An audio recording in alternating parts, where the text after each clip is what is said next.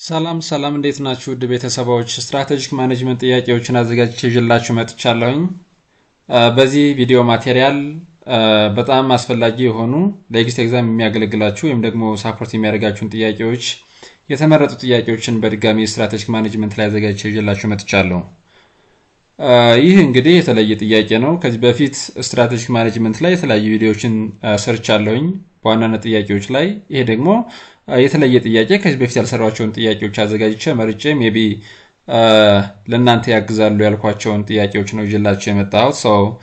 በደንብ ከመጀመሪያው እስከ መጨረሻው ተከታተሉት፣ ተጠቀሙበታላችሁ፣ ሳፖርት ያደርጋችኋል። ሰብስክራይብ ሼር አድርጉ። ዘን ወደ ጥያቄዎቹ እንሄዳለን ማለት ነው። Okay, question number 1.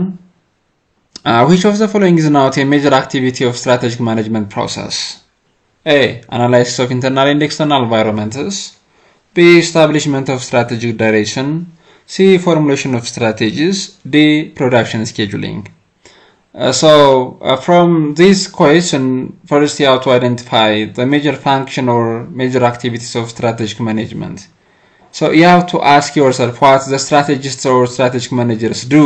So strategic manager የምንላቸው ወይም ደግሞ strategist የምንላቸው ሰዎች ምንድነው የሚሰሩ ስንል ስትራቴጂ ፎርሙሌት የሚያደርጉ፣ ስትራቴጂ ኢምፕሊመንት የሚያደርጉ፣ ሞኒተር ኮንትሮል የሚያደርጉ፣ ኢንተርናል ኤንድ ኤክስተርናል ኢንቫይሮንመንታል ኢንቨስቲጌሽን የሚሰሩ ናቸው። ሶ እዚህ ጋር የተጠየቀው እንግዲህ not a major activities of strategic management process ነው የሚለው። ኤን ስንመለከተው analysis of internal and external environment, this is one of the major activity which is identified in strategic management process. So before formulating a strategy, first we have to know what the internal and external environmental factors looks like. ኢንተርናል እና ኤክስተርናል ኢንቫይሮንመንታል ፋክተሮቹ ምን እንደሚመስሉ ማወቅ መቻል አለብን። ስትራቴጂ ፎርሙሌት ከማድረጋችን በፊት የተለያዩ ስትራቴጂክ ዳይሬክሽኖችን ከማስቀመጣችን በፊት የግድ ኢንቫይሮንመንቱን ቦዝ ኢንተርናል እና ኤክስተርናል ኢንቫይሮንመንታል ፋክተሮቹ ምን አይነት ባህሪ እንዳላቸው ወደፊት ይሄ ሊፈጠር ይችላል ብለን ፕሮጀክሽን ለመስራት የግድ አሁን ላይ ያለው ኢንተርናል ኤንድ ኤክስተርናል ኢንቫይሮንመንታል ፋክተር ምን እንደሚመስል ማወቅ መቻል አለብን ማለት ነው። So choice A, analysis of internal and external environment የሚለው is one of the major activity in strategic management process. B, establishment of strategic direction. strategic direction establish ማድረግ ሴት ማድረግ የስትራቴጂክ ማኔጅመንት ፕሮሰስ ሜጀር አክቲቪቲ ነው። C, formulation of strategies. This is the first strategic management process. So የመጀመሪያው strategic management process ብለን basic ፕሮሰሶችን ስናስቀምጥ እንግዲህ strategy formulation ነው፣ implementation, then strategy, control and evaluation ይሆናል ማለት ነው። So there are three phases or three steps of strategic management process. የመጀመሪያው ስትራቴጂ ፎርሙሌሽን፣ then strategy implementation, strategy evaluation and control የምንላቸው አሉ ማለት ነው። So ይሄኛውም formulation of strategy, it is one of the major activities of strategic management process. The production scheduling, ይሄ ነው እንግዲህ መልስ የማይሆነው። Production scheduling is not a major activity of strategic management process. Why? Because this is more concerned with production and operation aspects. የኦፕሬሽን ማኔጅመንት የፕሮዳክሽን ማኔጅመንት ወይም ደግሞ የፕሮዳክሽን እና የኦፕሬሽን ፋንክሽን ወይም ደግሞ አክቲቪቲ ነው እንጂ scheduling, production scheduling, it is not one of the major activity identified as a function which is listed in strategic management process. ስለዚህ የፕሮዳክሽን scheduling የምንለው it is not a major activity of strategic management process. choice D ይሆናል ማለት ነው። Okay, question number 2. All of the following statements are the benefits of strategic management except A, allows an organization to be more reactive than proactive in shaping its future. B, enhanced awareness of external threats. C, reduced resistance to change. D, increased employee productivity. ጥያቄውን እዚህ ጋር ስንመለከተው እንግዲህ ስትራቴጂክ ማኔጅመንት ቤኔፊት ያልሆነው እንደማለት ነው እዚህ ጋር ኤክሰፕት ስለሚል ማለት ነው። እዚህ ጋር እንግዲህ የስትራቴጂክ ማኔጅመንት ቤኔፊቶች አሉ፣ ግን ኤክሰፕት ስለሚል የስትራቴጂክ ማኔጅመንት ቤኔፊት ያልሆነው እና ለታይ ማድረግ ያስፈልጋል በቀላሉ። ቾይስ ኤን ስንመለከት እንግዲህ በዋናነት ስትራቴጂክ ማኔጅመንት ዋናው ቤኔፊቱ ምንድነው? ፕሮአክቲቭ እንድንሆን ነው። why? Because we make different types of decisions. Like we have to plan today for tomorrow. So we have to become proactive than becoming reactive. እዚህ ጋር የሆነ ኢቨንት ሲፈጠር ምላሽ መስጠት ሪስፖንስ መስጠት ወይም ደግሞ ሪስፖንሲቭ መሆን ሳይሆን ፕሮአክቲቭሊ መንቀሳቀስ መቻል ያስፈልጋል። ለዚህ እኮ ነው ስትራቴጂ የሚያስፈልገው። ለዚህ እኮ ነው የተለያዩ ስትራቴጂክ ዳይሬክሽንስ ስትራቴጂክ ኢንተንትስ at the beginning የምናስቀምጠው ወይም ደግሞ ኢኒሺያሊ የተለያዩ ስትራቴጂክ ዳይሬክሽኖችን የምናስቀምጠው ማለት ነው። ስለዚህ በዋናነት ምንድነው ስትራቴጂክ ማኔጅመንት ድርጅቶች የሚያስፈልጋቸው ዋናው ቤኔፊት ምንድነው? ፕሮአክቲቭ ለመሆን ነው እንጂ ሪአክቲቭ ለመሆን አይደለም። የሆነ ኢቨንት ሲፈጠር የሆነ ቼንጅ ሲመጣ ሪአክቲቭ ለመሆን ለዛ መልስ ለመስጠት ሳይሆን ፕሮአክቲቭሊ ስራችን እንድንሰራ ነስ ለማድረግ ነው። ስለዚህ it is a benefit of strategic management process. B, enhanced awareness of external threats. So strategic management helps the organization to identify the negative and unfavorable circumstances come from the external environment as called threats የምንላቸውን identify እንድናደርግና እንድናውቃቸው ይረዳናል ማለት ነው። So when we conduct an external environmental investigation, we can determine, we can identify opportunity and threats. ስለዚህ መጥፎና መልካም አጋጣሚ የምንላቸው እንደዚህ ትሬትስ የምንላቸው እንግዲህ ኔጌቲቭ ፋክተሮች ኔጌቲቭ ኢምፓክት ሊፈጥሩ የሚችሉ ቫሪያብሎች ወይም ደግሞ ፋክተሮች ናቸው። እነዚህ ፋክተሮች ደግሞ የሚገኙት ኤክስተርናል ኤንቫይሮንመንት ውስጥ ነው። ስለዚህ እነዚህን ፋክተሮች አዌር እንድናደርግ ይረዳናል ማለት ነው። ስለዚህ ይሄ የስትራቴጂክ ማኔጅመንት ቤኔፊት ነው። reduce resistance to change ይሄም የስትራቴጂክ ማኔጅመንት ቤኔፊት ነው። So strategic management is concerned with change. ስለዚህ change ላይ ነው ፎከስ የሚያደርገው ማለት ነው። D, increased employee productivity. Increase employee productivity. So እዚህ ጋር እንግዲህ ስትመለከቱት ይሄኛውንም ስንመለከተው የሰራተኞችን ፕሮዳክቲቪቲ ለመጨመር ስትራቴጂክ ማኔጅመንት ያስፈልጋል። So እንግዲህ accept ስለሚል እዚህ ጋር allows an organization to be more reactive than proactive in shaping its future የሚሆነው አይሆንም። ለምን አስቀድሜ እንደነገርኳችሁ ስትራቴጂክ ማኔጅመንት በዋናነት ኮንሰርን የሚያደርገው ፕሮአክቲቭ ለመሆን ነው። ስራችንን ፕሮአክቲቭሊ ለመስራት እንጂ ሪአክቲቭ ለመሆን አይደለም። ስለዚህ ትክክለኛው መልስ accept ስለሚል choice A ይሆናል ማለት ነው። Question number 3. The strategic management process is activated in the sequence of A. Strategy formulation, environmental scanning, implementation, control and evaluation. B. Environmental scanning, strategy formulation, control and evaluation and implementation. ይሄም አይሆንም። C. Environmental scanning, strategy formulation, implementation, control and evaluation. D. Control and evaluation, environmental scanning, strategy formulation and implementation. So strategic management process ስንመለከት እንግዲህ it starts from environmental scanning and then we have to formulate strategy. We have to decide the long term goals and objectives. We have to set strategies and different means to implement the strategy. ስለዚህ እዚህ ጋር ምንድነው የስትራቴጂክ ማኔጅመንት ፕሮሰሱን ስንመለከት የሚጀምረው ምን ጊዜም የተለያዩ ስትራቴጂክ ዳይሬክሽኖችን ለማስቀመጥ ስትራቴጂክ ኢንተንቶችን ለማስቀመጥ መጀመሪያ ኢንቫይሮንመንታል ኢንቨስቲጌሽን ወይም ደግሞ ኢንቫይሮንመንታል ስካኒንግ ኮንዳክት ማድረግ መቻል ይኖርብናል። ዘን ኢንቫይሮንመንታል ስካኒንግ ከሰራን በኋላ once we do have information about both the internal and external environment, we can formulate the strategy. Then we can implement the strategies that we have formulated early, and then control and evaluation the strategy being formulated and implemented. So እዚህ ጋር C ይሆናል ማለት ነው። ኢንቫይሮንመንታል ስካኒንግ መሰራት መቻል አለበት። ዘን ስትራቴጂ ፎርማት መድረግ መቻል አለበት። ዘን ኢምፕሊመንት መድረግ መቻል አለበት። ኢምፕሊመንት በመናደርግበት ጊዜ ስትራቴጂውን ኮንትሮል ኤንድ ኢቫሉዌት ማድረግ ያስፈልጋል። ቾይስ ሲ ትክክለኛው መልስ ነው ማለት ነው። አራተኛ ጥያቄ blank is the development of long range plans for the effective management of environment or thoughts, strengths, weaknesses and opportunity analysis. A. Strategy implementation. B. Strategy formulation. C. Environmental scanning. D. Evaluation and control. Which is very simple question. ስለዚህ እዚህ ጋር development of long range plans ስንል ምን ማለታችን ነው? ስትራቴጂን ፎርሙሌት ማድረግ ነው። In strategy formulation, what we do in this first process of strategic management is we have to develop a long-range plan for the organization. And this is very essential to manage both the internal and external environment. We have to formulate a strategy to exploit the opportunity, to capitalize on strengths, and to minimize the adverse effects of external threats. ስለዚህ ስትራቴጂ ፎርሙሌት የምናደርገው ሎንግ ሬንጅ ፕላን ዲቨሎፕ የምናደርገው በዋናነት ኢንቫይሮንመንቱን ማኔጅ ለማድረግ ነው። ስለዚህ ኢንቫይሮንመንት ስንል እንደነገርኳችሁ አስቀድሜ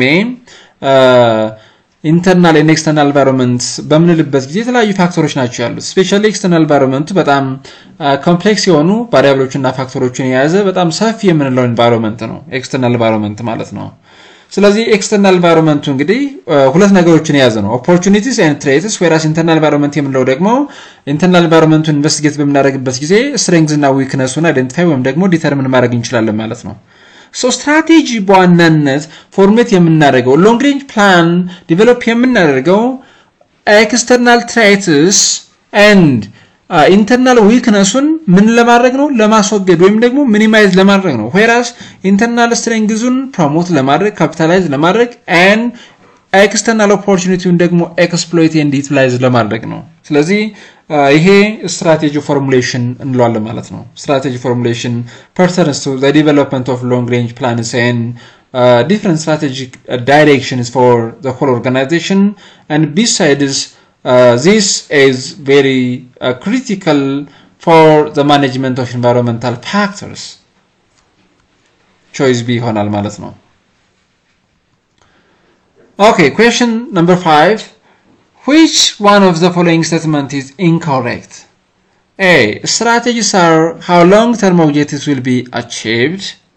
This is true about strategy. እንግዲህ strategy ማለት እዚህ ጋር long term objective ናቸው የምናደርግበት means ነው ስትራቴጂውን የምንጠቀመው እዚህ ጋር አስቀድመን predetermined የሆነውን long term objective realize የምናደርግበት ዋነኛው alternative course of action strategy ነው The opportunities and threats are an organization's uncontrollable activities. Yes. Why? Because these both the opportunities and threats are existing in the external environment.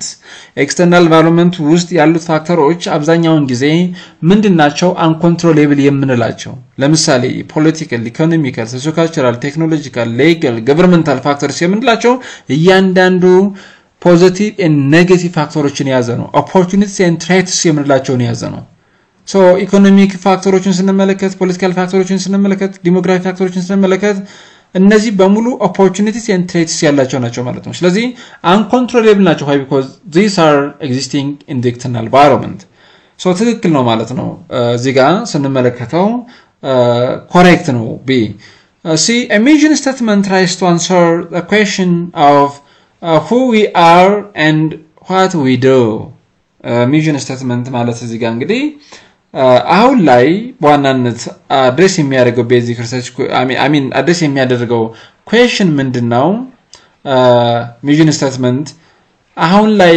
ያለንበት ወይም ደግሞ currently ያለንበት ፖዚሽን ምን እንደሚመስል ምን እንደሆነ ምን እንደምንሰራ ነስ what we do ነው የሚለው and who we are ስለዚህ እዚህ ጋር እኛ የትኛው ኢንዳስትሪ እኛ የትኛው ማርኬት ላይ ነው የምንሰራው ስንል who we are ማለት ነው የምናመርተው ፕሮዳክት ምንድነው ነስ የትኛው ማርኬት የትኛው ሴክተር ኢንዳስትሪ ላይ ነው ያለነው የምናመርተው የምንሰጠው ሰርቪስ ምንድነው የሚለውን ኩዌሽን አድሬስ የምናደርግበት ሚሽን ስቴትመንት ይባላል ማለት ነው so ዋናው ራሽናሊቲ ወይም ደግሞ ድርጅቱ የተመሰረተበት ዋናው ሪዝን አድሬስ የሚደረገው በሚሽን ስቴትመንት ይሆናል ማለት ነው ዲን ስንመለከተው strengths and weaknesses are largely beyond the control of a single organization this is false it's incorrect strengths weakness የምንላቸው እንግዲህ they are parts of an internal organization so when we conduct an internal environmental investigation we can determine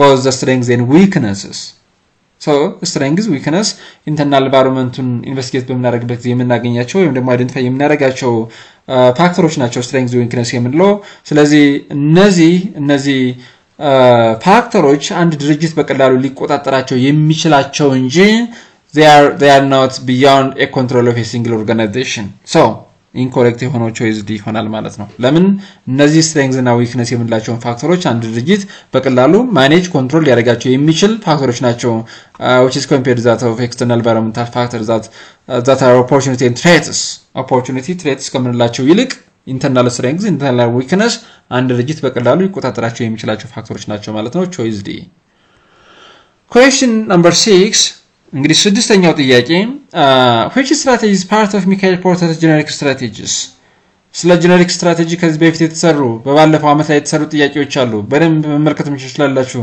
እዚህ ጋር መልሲ ቲዩብ ቻናል ላይ የለቀኩት ስለ strategic management part 1 part 2 ለቅቄያለሁኝ በባለፈው ማለት ነው ስለዚህ እሱን እንደገና ተመልሳችሁ እነሱ ቪዲዮ ማቴሪያሎች መመልከት ትችላላችሁ እዚህ ጋር ግን ሊትራሊ ስትመለከቱት ጥያቄው በጣም ቀላል ነው ሚካኤል ፖርተር ጄኔሪክ ስትራቴጂ የሆነ የትኛው ነው የሚለው A market penetration B product development C cost leadership D diversification market penetration product development diversification የምንላቸው internal forms of growth strategy ይባላሉ so market penetration ሲባል እንግዲህ ወደ ገበያው ጠልቆ መግባት ነው እዚህ ጋር ምንድነው ያለውን ፕሮዳክት በሚያዝ ወደ ገበያው ጠልቆ መግባት ነው how ስንል እዚህ ጋር እንዴት ነው ወደ ገበያው አሁን currently ባለንበት ማርኬት ፔኔትሬት ማድረግ የምንችለው ስንል የተለያየ ሚንሶችን በመጠቀም ለምሳሌ የፕሮዳክቱን የሰርቪሱን ፕራይስ as much as possible ከሌሎች ሪቫል ፊርሞቹ ዝቅ በማድረግ ሊሆን ይችላል ማለት ነው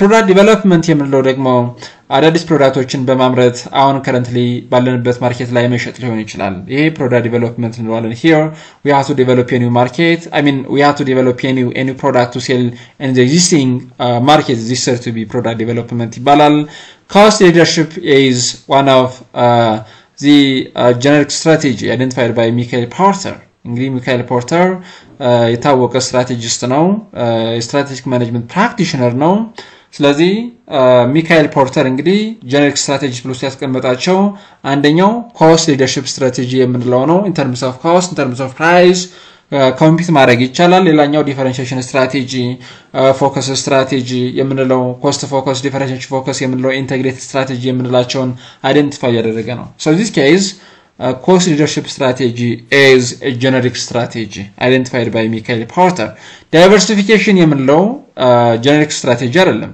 yes አነስ ኦፍ ማትሪክስ የሚባል አለ አነስ ኦፍ ማትሪክስ ስንመለከተው ማርኬት ፔኔትሬሽን ፕሮዳክት ዲቨሎፕመንት ማርኬት ዲቨሎፕመንት ዳይቨርሲፊኬሽንን በአራት ሴል በቀላሉ የሚያስረዳ ራሱን የቻለ ማትሪክስ ወይም ደግሞ አነስ ኦፍ ማትሪክስ የሚባል አለ ያንን ማንበብ ትችላላችሁ ስለዚህ ዳይቨርሲፊኬሽን አይደለም ፕሮዳክት ዲቨሎፕመንት አይደለም ማርኬት ፔኔትሬሽን አይደለም ጀነሪክ ስትራቴጂ የሆነው ኮስት ሊደርሺፕ ነው ማርኬት ፔኔትሬሽን ፕሮዳክት ዲቨሎፕመንት ዳይቨርሲፊኬሽን እነዚህ ኢንተርናል ፎርምስ ኦፍ ግሮዝ ስትራቴጂ ይባላሉ ማለት ነው